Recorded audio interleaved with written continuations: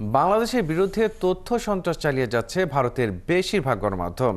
তাদের খবরগুলো বিশ্লেষণ করে দেখা যাচ্ছে প্রায় প্রতিটি গণমাধ্যম মিথ্যা তথ্য, অপতথ্য ও সাংবাদিকতা নামে বাংলাদেশের বিরুদ্ধে ঘৃণা ছড়ানোর প্রতিযোগিতায় নেমেছে।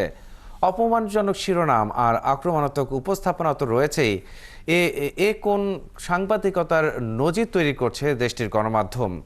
বিশ্লেষণ করেছেন রাকিব হাসান।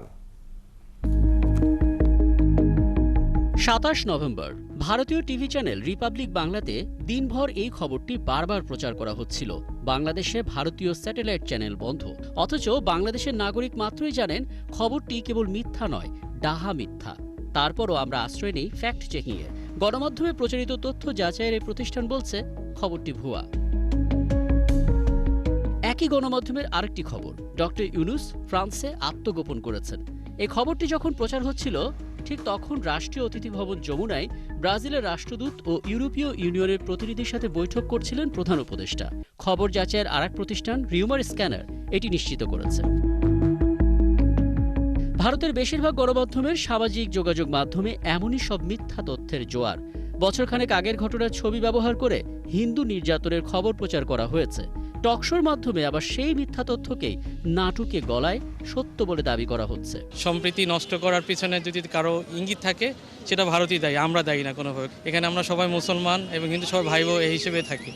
আমি যখন ছোটবেলা থেকে তো দেখে আসছি, আমাদের পাশেও হিন্দু প্রতিবেশী আছে, বিভিন্ন ধর্মের লোকজন আছে, তো কারোর সাথে তো কারো কোনো ধরনের দ্বন্দ্ব আমার চোখে পড়েনি। বাংলাদেশ নিয়ে এমন কতগুলো প্রতিবেদন করেছে ভারতীয় গণমাধ্যম, নজর দেয়া যাক সেই পরিসংখ্যানে। ২৫ নভেম্বর ফেসবুক, ইউটিউব আর রিলস মিলে মোট ১১৮টি খবর প্রচার করেছিল রিপাবলিক বাংলা।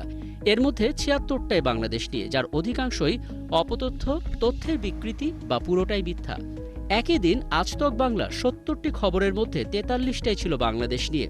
এখানেও অপতথ্যের প্রতিযোগিতা। কলকাতা টিভির ৬২টি খবরের মধ্যে ৩৭টি ছিল বাংলাদেশ নিয়ে। ওদিকে TV9 বাংলার ৫১টি খবরের মধ্যে ২৮টি ছিল বাংলাদেশ প্রসঙ্গে। প্রায় সব ক্ষেত্রেই খবরগুলোর শিরোনামই বিদ্বেষপূর্ণ অপসাংবাদিকতা। এই পরিসংখ্যানই বলছে বাংলাদেশ প্রশ্নে কি চলছে ভারতের গণমাধ্যমে। বার্তা সংস্থা AFPর ফ্যাক্ট চেক বিষয়ক সম্পাদক বলছেন, প্রতিবেশী দেশটি জেনে বুঝেই মিথ্যা তথ্য ছড়িয়ে এক অসুস্থ জাতীয়তাবাদ প্রতিষ্ঠার চেষ্টা করছে, যার নাম জিঙ্গোইজম বলা যায়। তাদের আচরণটা জিঙ্গোইস্টিক হয়ে গেছে। জিঙ্গোইস্টিক মানে হচ্ছে যে চরম ন্যাশনালিস্ট, চরম জাতীয়তাবাদী আচরণ মিডিয়া করতেছে। সেই জাতীয়তাবাদী আচরণের বহিঃপ্রকাশ হচ্ছে যে তারা একদম ভুয়া তথ্য, বাংলাদেশ সংক্রান্ত ঘৃণাবাচক নানান শব্দ ব্যবহার করতেছেন তাদের রিপোর্টে। ভারতীয় গণমাধ্যমগুলোর এই পরিস্থিতিকে সাংবাদিকতা নয় বরং তথ্যযুদ্ধ উল্লেখ করে এর বিরুদ্ধে বাংলাদেশেরও দ্রুত সত্য তথ্য প্রচারের তাগিদ দিচ্ছেন এই গবেষক। ভারতের যে ফরেন পলিসির যে পজিশন, এইটাকে যখন গণমাধ্যম কমপ্লাই করতেছে তখন যেটা সমস্যা হচ্ছে যে আসলে তারা তখন আর সাংবাদিকতা করতে পারতেছে না। তারা এক ধরনের রাজনৈতিক অ্যাক্টিভিজম করতেছে, যেটা আসলে আমাদের দুই দেশের জন্য ক্ষতিকর এবং সর্বোপরি গণমাধ্যম এবং সাংবাদিকতার জন্য এটা ক্ষতিকর।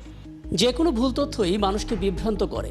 এখন পরিকল্পিতভাবে সেই ভুল তথ্যই যদি একসাথে বারবার প্রচার করা হয় তখন সেই বিভ্রান্তি বিশ্বাসে পরিণত হয়, যে বিশ্বাস থেকে বেঁধে যেতে পারে সাম্প্রদায়িক দাঙ্গা।